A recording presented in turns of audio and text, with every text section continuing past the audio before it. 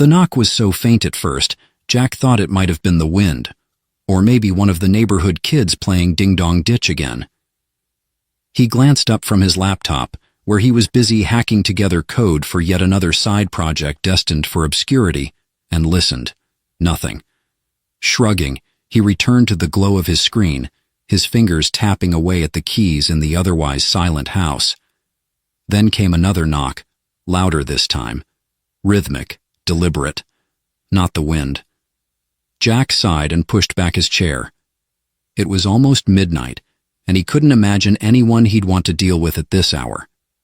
Maybe Mrs. Greeble next door had locked herself out again. She once showed up with a frozen turkey in hand, claiming it was her emergency spare key.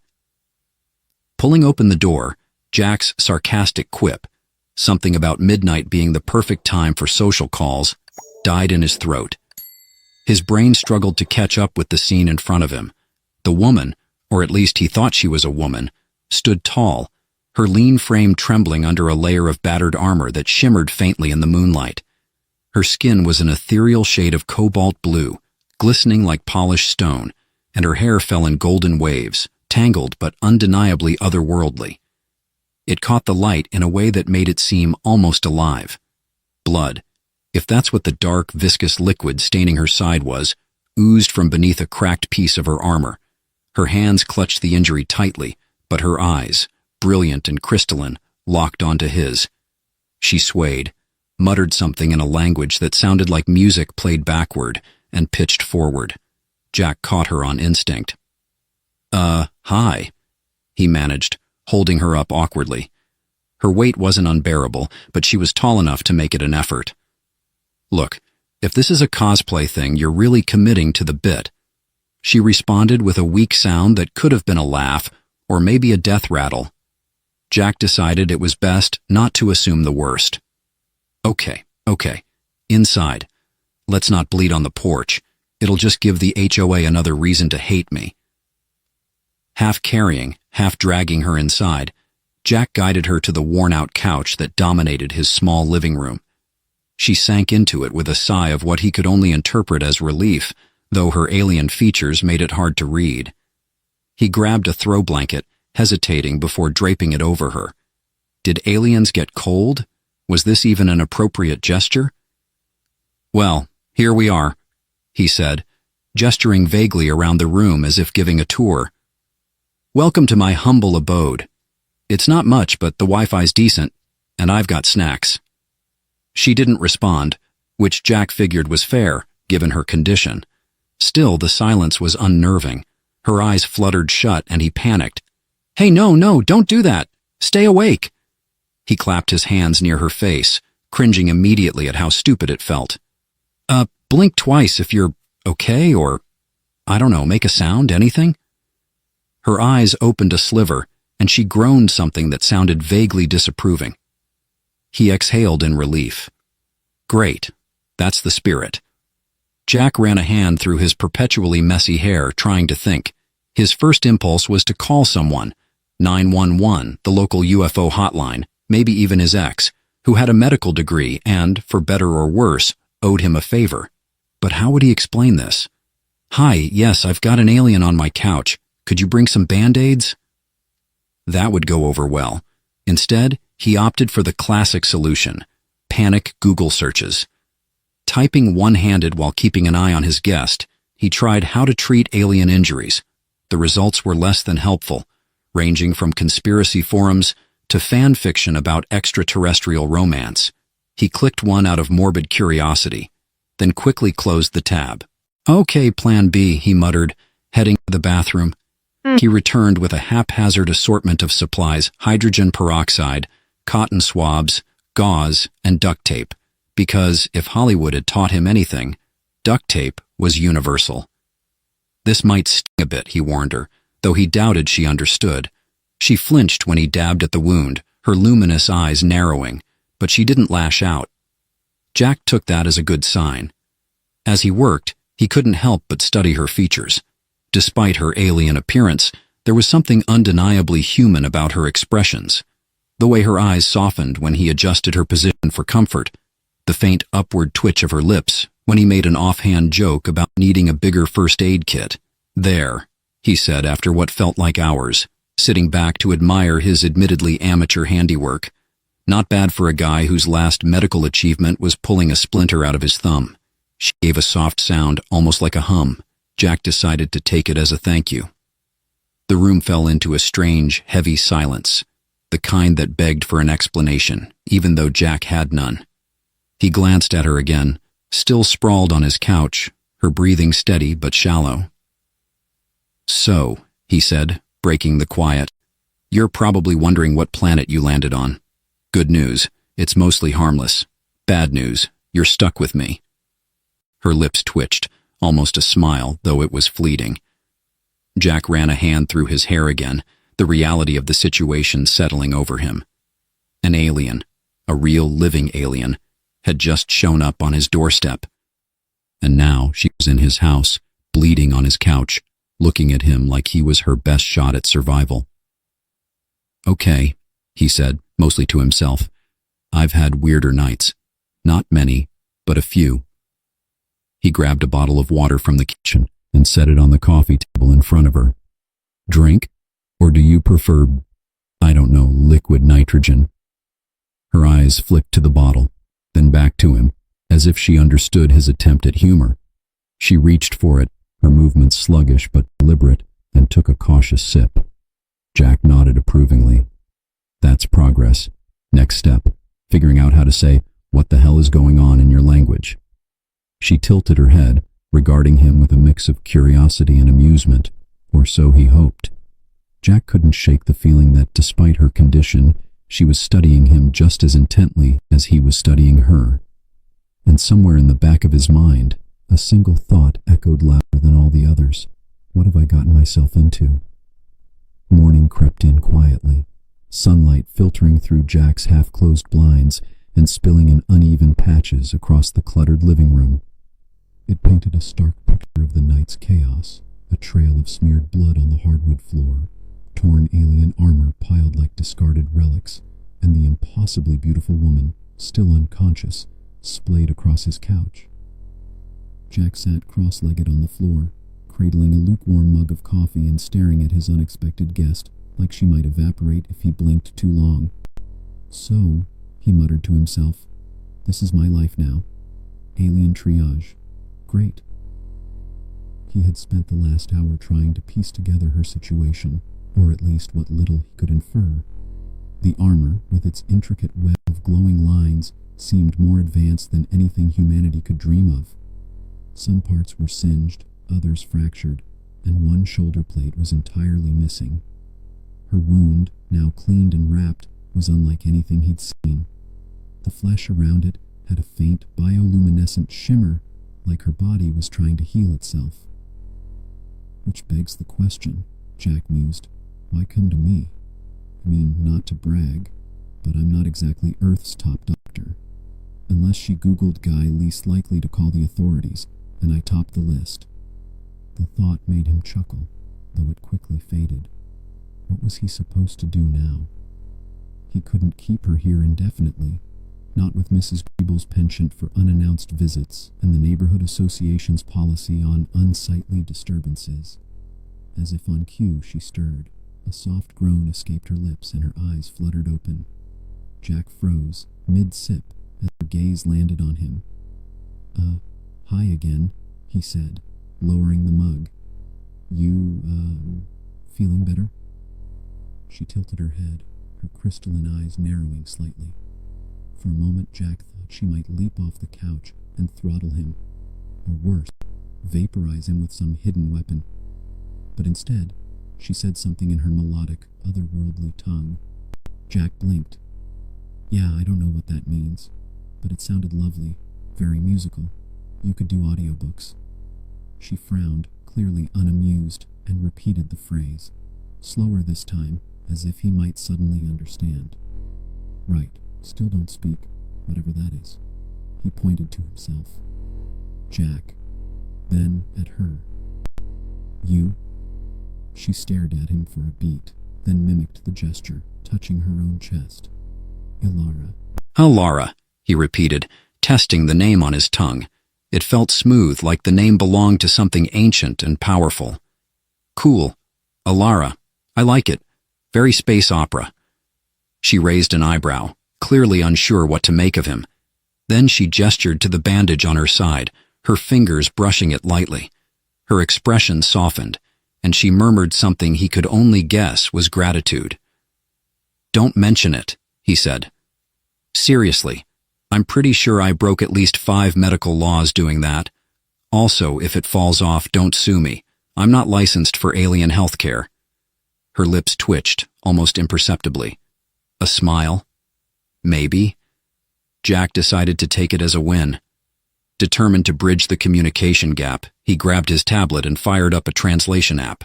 "Okay, let's see if 21st century technology can save the day. Say something."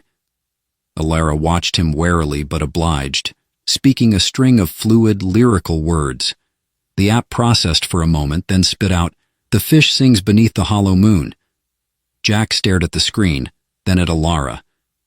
"Well, that's poetic, but probably not what you meant." She frowned, clearly unimpressed. Jack tried again, this time typing out a question. "Who are you? Why are you here?" He showed her the screen, gesturing for her to respond.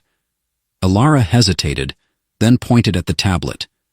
Her fingers moved in a series of deliberate motions, and a holographic interface sprang to life above the screen. Jack yelped and nearly dropped it. "Okay, didn't know it could do that," he said, watching as the holographic display filled with symbols and diagrams that made his head spin. "I'm guessing you're not here for a tech support consult." Alara ignored his commentary, her focus entirely on the hologram. She manipulated it effortlessly, her hands moving through the projections as if weaving an invisible thread. Then with a flick of her wrist the image shifted, revealing a crude, glowing outline of a ship, or at least what Jack assumed was a ship. "Oh, you're stranded," he said, realization dawning. "Your ride broke down." She nodded, her expression grave. Then she pointed at the wound on her side, then at the holographic ship, and finally at him. "Let me guess," Jack said. "You need my help fixing it," which is hilarious, because I barely know how to change my own oil. Alara's gaze sharpened, as if she didn't entirely buy his self-deprecating humor. She gestured again, this time miming a series of movements that resembled someone tinkering with machinery. Jack sighed, rubbing the back of his neck. "Yeah, okay, I'll try, but no promises. Also, fair warning, if it involves alien math, we're doomed." She tilted her head, watching him closely, then gave the faintest of nods. "Right, cool. So, I guess we're a team now," Jack said, standing. "Team, don't let the alien die on my couch. It's catchy." Alara's lips quirked again, this time unmistakably. A smile. Jack grinned back. "Hey, progress. By the end of this, you'll be laughing at all my jokes, or I'll be dead. 50-50 odds." With that, he set to work, gathering what tools and equipment he had in his garage. As he rummaged through the clutter, he couldn't help but feel the weight of the situation. An alien warrior, Alara, had crash-landed in his life, bringing with her mysteries he couldn't yet fathom. And despite his jokes, Jack knew one thing for certain. This was bigger than anything he'd ever faced. Bigger than him. But for now, all he could do was try. Try to help her. Try to understand her. And maybe, just maybe, try not to make things worse. Jack's garage had always been a monument to his procrastination. Half-assembled gadgets, mismatched tools, and an ancient microwave he'd sworn to fix someday filled the space. Now, standing in the middle of the chaos, Alara surveyed her surroundings like an archaeologist, unearthing a particularly disappointing ruin. "I know it's not exactly NASA," Jack said, clearing a pile of wires off the workbench. "But it's got charm. Like a really bad thrift store." Alara didn't respond. She was holding up a pair of pliers, inspecting them like they might transform into something useful. Jack couldn't tell if her silence was cultural or if she was just ignoring him. "Okay, so step 1. Figure out what you need to fix your ship, Jack said, plopping an old toolbox onto the bench. It rattled ominously. Step 2. Try not to laugh when I inevitably make things worse. Alara turned to him, one golden eyebrow raised, as if to say you don't inspire much confidence. Look, I'm not saying I'm an expert, but I've built some pretty impressive IKEA furniture in my day, he said, digging through the toolbox. That counts for something, right? Her lips twitched, a faint flicker of amusement that was gone as quickly as it appeared. Jack held up a wrench triumphantly, then frowned. Actually, I have no idea what this is for. Do you? Alara sighed, an oddly universal expression of exasperation, and motioned for him to step aside. She reached into her pocket and pulled out a small circular device. It looked like a metal donut, except the center wasn't hollow. It shimmered with a soft, liquid-like glow. She set it on the workbench, and the air around it shimmered. Suddenly, a holographic schematic bloomed into existence above the device, filling the garage with a blue-tinged light. Jack let out a low whistle. Okay, that's officially cooler than anything I've ever owned. Does it come in a smartwatch version? Alara ignored him, her fingers dancing through the holographic interface with practiced precision. The schematic shifted, zooming in on what Jack assumed was part of her ship. It looked like a cross between a jet engine and a cathedral organ, with intricate lines that pulsed faintly, as if alive. Is that the thing that's broken? Jack asked, gesturing at the projection. Alara nodded, then tapped on a section of the schematic. The hologram highlighted a small, cylindrical component that looked like it had been melted in a microwave. Oh, great. A space widget, Jack said. Let me just grab one from my local intergalactic hardware store. Alara shot him a look that could have melted steel. Kidding? Sort of, Jack said, holding up his hands. Okay, so we need to replace that. Any chance it's made of, I don't know, aluminum foil? Because I've got a lot of that. Alara shook her head and pointed to the component again, then gestured at the rest of the garage, clearly asking if he had anything remotely similar. Let's see. Jack began rummaging through a pile of spare parts. He pulled out an old hard drive, a tangled mess of Christmas lights, and a toaster oven. Nope, nope, and nope, unless your ship runs on burnt Pop-Tarts. Alara pinched the bridge of her nose, a gesture Jack was starting to recognize as universal, for I'm surrounded by idiots. All right, don't give up on me yet, Jack said, grabbing a box of old electronics. This is my treasure trove of outdated tech. There's gotta be something in here you can use. He dumped the contents onto the workbench. Circuit boards, cables, and dusty gadgets tumbled out in a chaotic heap. Alara stared at the pile like it personally offended her. Yeah, I know it's not pretty, Jack said, picking up a calculator with half its buttons missing. But beauty's overrated. Functionality, though? That's where it's at. Alara sifted through the mess with surprising care, her long fingers moving like a pianist's. She picked up a piece of copper wiring, inspecting it thoughtfully, then set it aside. See? Progress, Jack said, leaning against the workbench. By the way, do you, eat or drink? Because I've got leftover pizza and it's pretty universal. Alara paused, glancing at him. She tilted her head, as if considering the offer, then shook it. No pizza. Got it, Jack said. Though, if you ever change your mind, it's pepperoni. The best Earth has to offer. She returned to the pile, pulling out a small capacitor. Her eyes lit up with recognition, and she held it up, showing it to Jack. Hey, that's a winner, huh? He said. Good, because I had no idea what that thing was for. Alara smirked, a tiny, fleeting expression, but it was there. As they worked, Jack found himself studying her more closely. Despite the alien blue of her skin and the almost ethereal glow that seemed to follow her, there was something deeply human about her gestures. The way she furrowed her brow when concentrating, the quiet sighs of frustration when a piece didn't fit, it all felt strangely familiar. "So, Ilara," he said, breaking the silence. "What's your story? I mean, besides crash landing on my planet and bleeding all over my couch." She glanced at him but didn't respond. Instead, she tapped on her holographic device again, bringing up a new projection. This one wasn't a schematic. It was a series of images, like snapshots from another world. Jack's breath caught. The landscapes were breathtaking. Crystalline cities that seemed to float in the air, sprawling forests with trees that glowed like neon signs, and a sky filled with moons and stars he couldn't begin to name.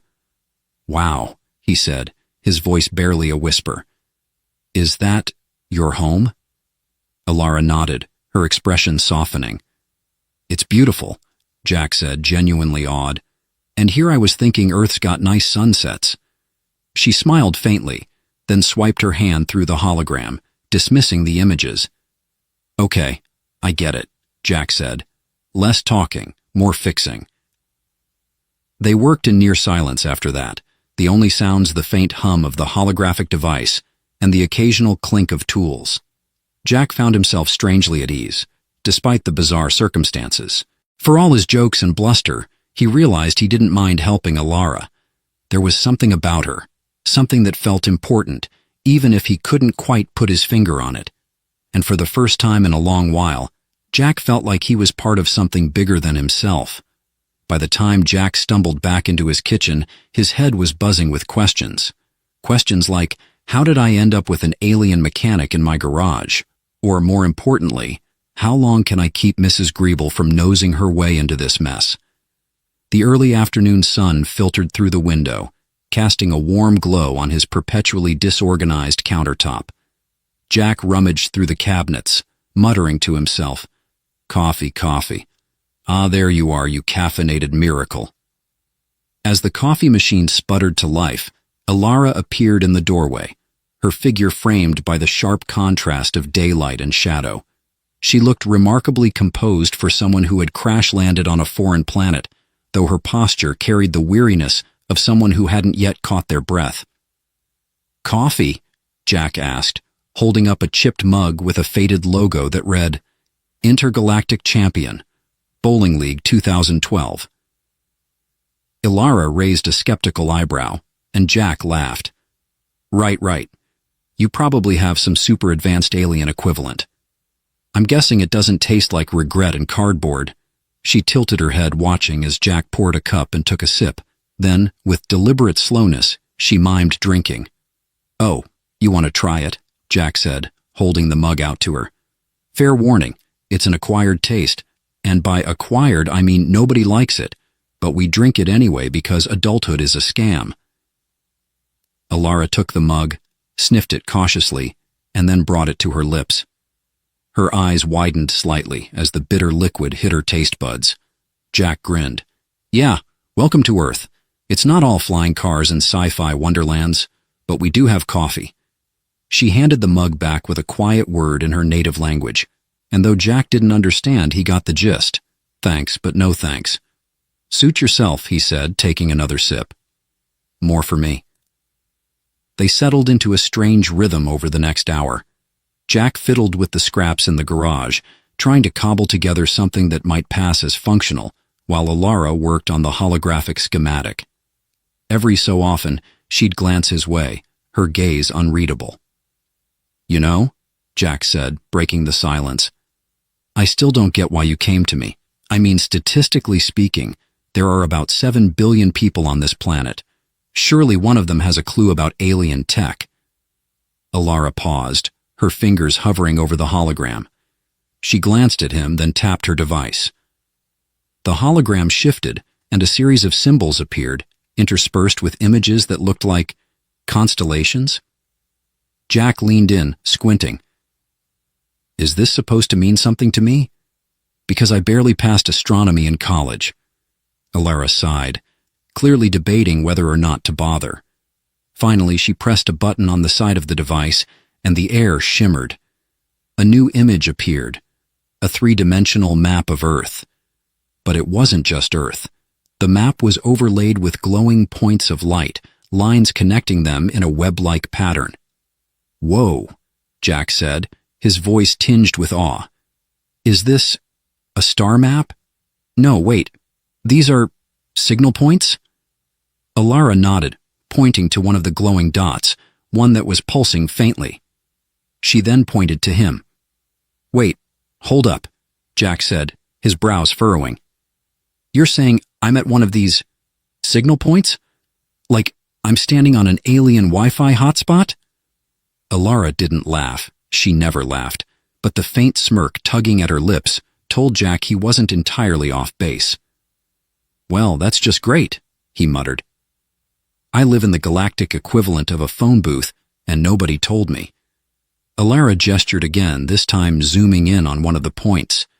A new image appeared, a swirling mass of shapes and colors that looked suspiciously like a wormhole. Jack blinked. "Is that a portal? Like one of those science fiction-y wormhole things?" Alara nodded again, her expression grave. She pointed to the portal, then to the schematic of her ship, and finally to the hologram of Earth. Jack's brain spun as he tried to connect the dots. "So let me get this straight. You were trying to get through that portal, something went wrong, and you crash-landed here. And now you're stuck because your ship's busted, and I just happen to live in the perfect spot to fix it." Alara's silence was all the confirmation he needed. "Of course," he said, throwing his hands in the air. "Why wouldn't that be my life? Next, you'll tell me there's a secret alien council hiding out in Nebraska."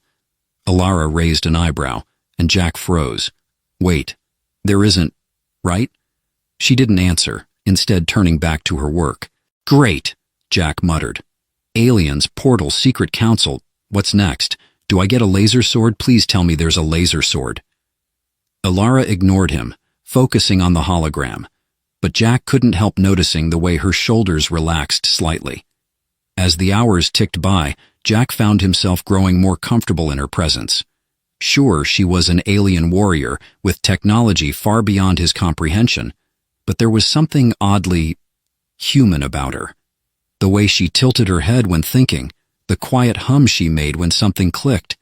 It reminded him of old friends, of long-forgotten afternoons spent tinkering with gadgets in his garage. By the time evening rolled around, they had made significant progress, or at least Alara had. Jack's contributions were limited to handing her tools and making sarcastic comments, which he considered an essential part of the process. "So, what's the plan once your ship's fixed?" he asked as he watched her assemble something that looked suspiciously like a glowing toaster. "You just take off and leave me to clean up the mess?" Alara glanced at him, her gaze softening. She hesitated, then reached for her holographic device. A new image appeared, a series of symbols Jack couldn't read, followed by an image of a planet. It wasn't Earth. Jack stared at it, his heart sinking. "That's your home, isn't it?" Alara nodded, her expression unreadable. "And you're trying to get back there," Jack said softly. "Of course you are." For a moment, neither of them spoke. The air between them felt heavy, filled with unspoken words and the weight of what was to come. "Well," Jack said finally, forcing a grin, "if you're leaving, you'd better take some Earth souvenirs, maybe a coffee mug or one of those I Heart New York t-shirts." Alara's smirk returned, faint but unmistakable. And for the first time, Jack realized he wasn't just helping her out of obligation. He wanted to help her, because for all her alienness, Alara wasn't just some stranger from the stars. She was something more. The garage, once Jack's monument to procrastination, had become something else entirely. It was a makeshift lab now, aglow with alien light and buzzing with the faint hum of technology beyond anything Jack could comprehend. Tools were scattered across the workbench, holographic projections flickered in the air, and in the center of it all, Alara worked like a maestro conducting an orchestra of the absurd. Jack leaned against the doorframe, sipping his second cup of coffee. He wasn't entirely sure what time it was anymore. The day had melted into a blur of tasks, banter, and occasional existential crises. "Just so we're clear," Jack began, breaking the silence. "If this whole fixing your ship thing blows up in our faces, I'm blaming you." Ilara didn't look up from the small device she was calibrating, but the subtle twitch of her lips told Jack she wasn't entirely ignoring him. "I mean it," he continued, pointing his mug at her. "You show up on my doorstep, bleeding all over the place, and now my garage looks like the set of a sci-fi movie. If the neighbors call the cops, I'm just going to say, it was the Blue Lady's idea." Ilara glanced at him, one golden eyebrow raised in a way that said, "Really?" "Okay, fine," Jack said, throwing up his free hand. "I'll take partial blame, but only because this is way cooler than anything I've done with my life so far." She rolled her eyes, an expression Jack was increasingly certain was universal, and went back to her work. Jack watched her for a moment, marveling at the ease with which she navigated her alien tech. It was like watching an artist paint, each movement deliberate and precise. "Do you ever get tired?" he asked, genuinely curious. "Because I'm pretty sure you haven't slept since you got here. And if I tried that, I'd be drooling on the floor by now." Ilara looked at him, then mimed a sleeping gesture by resting her hands under her head. "Yeah, that," Jack said. "Do you do that? Or do aliens have some fancy energy-boosting trick that we humans don't know about?" She smirked, then tapped her wrist. A small projection appeared showing what looked like a series of chemical compounds. "Wait," Jack said, squinting at the hologram. "Is that caffeine? Are you telling me you run on space coffee?" Ilara gave him a look that was equal parts amused and exasperated. Jack laughed.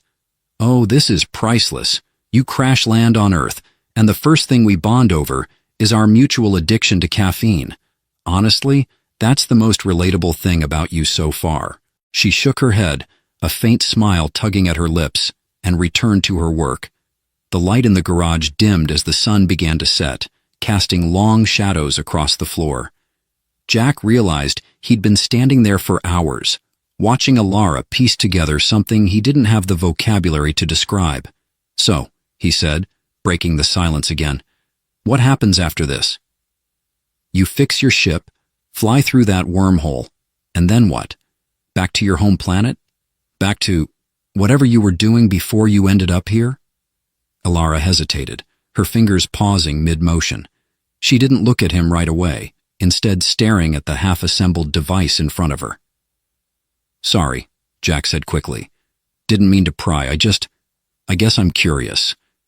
She finally turned to him, her golden eyes meeting his. There was something in her gaze, something Jack couldn't quite place. Sadness, maybe? Or regret? She reached for her holographic device, tapping a few buttons. The air shimmered, and a new projection appeared. Jack's breath caught. It was a memory, or at least that's what it felt like. The image showed a city unlike anything he'd ever seen, its towers glowing with a soft, otherworldly light.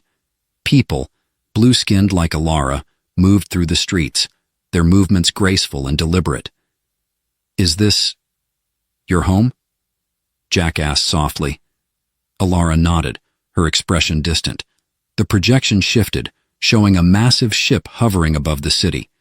Its design was sleek and menacing, its dark surface reflecting the light of the towers below. Jack felt a chill run down his spine. "What's that?" he asked, pointing at the ship. Ilara's expression hardened. She tapped the device again, and the projection zoomed in on the ship.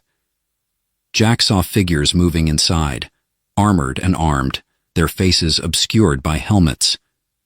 "Oh," Jack said, his voice barely a whisper. "Bad guys. Got it." The projection shifted again, this time showing a battle. The peaceful city was in chaos, its glowing towers darkened by smoke and fire. Ilara was there, fighting alongside others, her movements fierce and precise. Jack watched in stunned silence, the weight of what he was seeing sinking in. This wasn't just some random accident. Ilara wasn't just a traveler who'd lost her way. She was running from something. "Wow," Jack said after a long moment, "and I thought my life was complicated." Ilara gave him a faint, tired smile, then dismissed the projection. "Well," Jack said, rubbing the back of his neck, I guess that explains why you're in such a hurry to get back. Your people need you. She nodded, her expression somber. Jack sighed, leaning against the workbench. You know, I'm just an ordinary guy. I don't have a spaceship or a laser gun or any of this, he said, gesturing to the holographic device. But if there's anything I can do to help, just say the word. Alara looked at him, her gaze softening. She didn't say anything. She didn't need to. For the first time since she'd appeared on his doorstep, Jack felt like he understood her, even if only a little. Well, he said, clapping his hands together. Enough emotional bonding for one day. Let's get back to work before my garage turns into an alien junkyard. Alara rolled her eyes, but there was a hint of amusement in her expression. As they worked late into the night, Jack couldn't shake the feeling that this was only the beginning. Whatever Alara was running from, whatever she was fighting for, it was bigger than both of them. And for better or worse, Jack was now a part of it. The first thing Jack noticed the next morning was the faint smell of something burning. The second thing was the soft blue glow coming from his garage, visible even through the cracks in the door. He groaned, rubbing the sleep from his eyes. If she blew up my power tools, I'm invoicing her intergalactic insurance. Pulling on a hoodie, he shuffled toward the garage, muttering to himself about how he was way too old for late-night alien tech marathons. He pushed the door open, squinting against the light. Alara was crouched on the floor, her back to him, surrounded by a chaotic mix of earthly tools and alien devices. Sparks arced from a small contraption in her hands, and the air hummed with energy. Morning, Jack said, leaning against the doorway. Or, whatever time it is in your part of the galaxy. Alara glanced over her shoulder, her golden eyes briefly meeting his.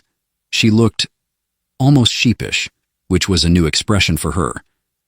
Let me guess, Jack continued, stepping into the room. You decided to pull an all-nighter? Didn't even stop for a snack break? She held up a piece of toast, now slightly charred, as if to say I tried. Jack snorted. Well, that's one way to use a plasma cutter. If you wanted breakfast, you could have just asked. Alara raised an eyebrow and gestured to the mess around her, a clear sign that she had more important things to deal with than his culinary critiques. Jack crouched beside her, trying to make sense of the device she was working on. It looked like a cross between a miniature satellite dish and an old-school radio with wires and circuits spilling out of its casing. What's this? He asked, poking at a glowing panel. Alara slapped his hand away, her expression stern. Okay, Jack said, holding up his hands in surrender. No touching the mysterious alien gizmo, got it? She tapped a button on her wrist device, and a hologram appeared above the contraption. It showed a wave-like pattern, jagged and erratic, overlaid with alien symbols. Let me guess, Jack said. That's not what it's supposed to look like. Alara shook her head, her lips pressed into a thin line. Great, Jack muttered. So, what is it? Some kind of intergalactic ham radio? Are we about to call your space buddies for a ride? Alara didn't answer, but her expression grew more serious. She tapped another button, and the hologram shifted to show a faint signal, weak and distorted, but unmistakably there. Jack's eyes widened. Wait, is that coming from here? Like Earth here? Alara nodded, pointing to the signal, and then to the glowing dots on the star map she'd shown him before. One of the dots, the one representing their current location, was pulsing faintly. So let me get this straight, Jack said, rubbing his temples. You're picking up an alien signal, on Earth, and it's coming from right around here? Alara nodded again, her expression grim. Jack let out a low whistle. Well, that's just peachy. Not only do I live on an intergalactic hotspot, but apparently someone or something has been broadcasting from my backyard. Should I be worried? Because I feel like I should be worried. Ilara's silence was answer enough. Jack sat back on his heels, staring at the device. Okay, so what's the plan? You track the signal, figure out who's behind it, and... What? Politely ask them to stop? Alara gave him a look that clearly said you're an idiot, then tapped her wrist device again. A new projection appeared, this one showing what looked like a surveillance grid. The signal was centered in their general area, but it was moving, shifting across the grid like a snake through tall grass. Great, Jack said, rubbing his face. It's mobile. Of course it's mobile. Because why make things easy, right? Alara stood, grabbing a small handheld device from her pile of tools. She gestured for Jack to follow her, her movements brisk and purposeful. Wait, Jack said, scrambling to his feet. You want me to come with you? To track down an alien signal? What if it's dangerous? What if it's, I don't know, a trap? Alara tilted her head, her expression unreadable. Then she pointed to him, then to the garage, and finally mimed an explosion. Jack blinked. You're saying if I stay here the signal might blow up my house? She nodded. Fantastic, Jack muttered. Fine. But if we get abducted by space pirates, I'm holding you personally responsible. Alara smirked, then turned and headed for the door. The pair set off into the woods behind Jack's house, following the faint beeping of Alara's tracker. The air was cool and crisp, the only sounds the rustling of leaves and the occasional chirp of a bird. You know, Jack said as they walked, this feels like the setup to a bad horror movie.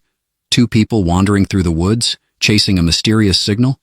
Yeah, nothing bad ever happens in that scenario. Alara glanced at him, unimpressed. I'm just saying, Jack continued, ducking under a low-hanging branch. If we run into a guy in a hockey mask, I'm out. Alara rolled her eyes but didn't respond. They walked for what felt like hours, the signal growing stronger with each step. The tracker's beeping became more insistent, and the glowing dots on its screen pulsed brighter. Finally, they emerged into a small clearing, the moonlight casting an eerie glow over the scene. In the center of the clearing was a large metallic object, half buried in the ground. Jack's jaw dropped. Is that another spaceship? Alara nodded, her eyes narrowing as she approached the object. Jack followed, his heart pounding. Okay, so now what? Do we knock? Leave a note?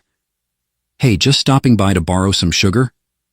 Alara ignored him, instead examining the ship's surface.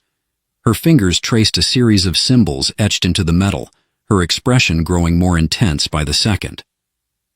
Alara? Jack said nervously. Is it just me? Or does this feel like the part where everything goes horribly wrong? As if on cue, the ship let out a low mechanical groan, its surface beginning to glow. Jack took a step back, his pulse racing. Yep. Definitely the part where everything goes horribly wrong. Alara turned to him, her expression calm but urgent. She gestured for him to stay behind her as the ship's glow intensified. Jack swallowed hard, clutching the nearest tree for support. For the record, I'm blaming you if we die. Alara smirked, her eyes fixed on the ship. The glow reached its peak, and with a blinding flash of light, the ship's entrance began to open. The ship's doorway slid open with a hiss, revealing a dimly lit interior that pulsed with faint blue light. Jack's breath caught as a figure emerged, a tall, angular being clad in sleek armor, its face obscured by a translucent helmet. Great, Jack muttered under his breath. More aliens, just what my therapist ordered. Alara stepped forward, her posture rigid but not overtly hostile. She spoke a string of melodic syllables that Jack had come to recognize as her native tongue, her tone calm yet firm. The armored alien responded, its voice a deep hum that vibrated through the clearing. Though Jack couldn't understand the words, the tone conveyed curiosity, perhaps even a hint of suspicion. Jack, feeling thoroughly out of his depth, leaned toward Alara and whispered, "Are we cool?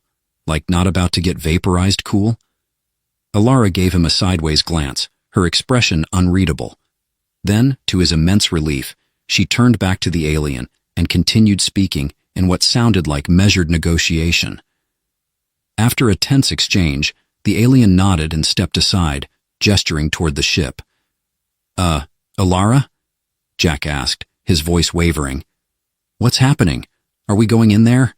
Because I feel like we should have a plan if we're going in there." Alara gestured for him to follow, her movements brisk and assured. Jack groaned. Of course, why not? Let's just stroll into the spooky alien ship. Nothing bad ever happens in there. The interior of the ship was smaller than Jack expected, its walls lined with glowing panels that pulsed in time with an almost organic hum. It felt alive in a way that made his skin crawl. Alara led him to a central chamber where a large holographic console floated in midair. The armored alien joined them, tapping a series of symbols that made the hologram shift and expand. Jack squinted at the projection. It showed a network of glowing dots, connected by lines, some strong and steady, others faint and flickering. One of the brightest dots was labeled with a symbol that Jack vaguely recognized as Earth. Okay, he said, crossing his arms.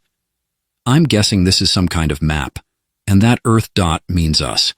Care to fill me in on the rest? Alara tapped the console, causing one of the flickering lines to blink red. She pointed to it, then to the alien, speaking in a tone that was both urgent and commanding. The alien responded with what sounded like reluctant agreement, then tapped another set of symbols. The hologram zoomed in on the red line, revealing what looked like a damaged conduit running between Earth and another glowing dot. Jack frowned. So let me guess. This isn't just about you getting home. This is about fixing whatever that is, right? Alara nodded, her gaze steady. Jack sighed, running a hand through his hair. Figures. I'm just a guy who fixes leaky faucets, and now I'm part of an intergalactic repair crew. Great. The alien tapped the console again, and a new projection appeared, a blueprint of what looked like a massive energy relay station. Alara studied it intently, then turned to Jack, her expression thoughtful. Wait, Jack said, holding up his hands. If you're about to tell me that I'm the key to fixing this thing, I'm going to need a lot more coffee, and maybe a manual. Alara smirked, then handed him a small device. It looked like a cross between a screwdriver and a flashlight, its surface etched with alien symbols. What's this? Jack asked, turning it over in his hands. She gestured toward the blueprint, then mimed using the device to connect 2 points. Oh, great, Jack said. Alien duct tape. My life is officially ridiculous. The next few hours passed in a blur of activity. Under Alara's guidance, Jack helped install a series of makeshift repairs to the ship's systems, occasionally muttering about how he hadn't signed up for this. The armored alien assisted, though its imposing presence made Jack nervous enough to crack jokes just to fill the silence. So, Jack said at one point, tightening a bolt with the alien device, do you guys have, like, space plumbers? Because I feel like I just got promoted to honorary member of your union.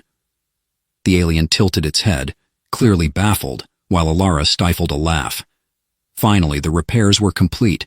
The ship's hum grew steadier, and the holographic console displayed a solid green line where the red one had been. Okay, Jack said, stepping back and wiping his hands on his jeans. I think that's my cue to retire from alien engineering forever. Alara turned to him, her expression softer than he'd ever seen it. She placed a hand on his shoulder, her golden eyes filled with gratitude. Jack swallowed the lump in his throat. Yeah, you're welcome. Just promise me one thing, okay?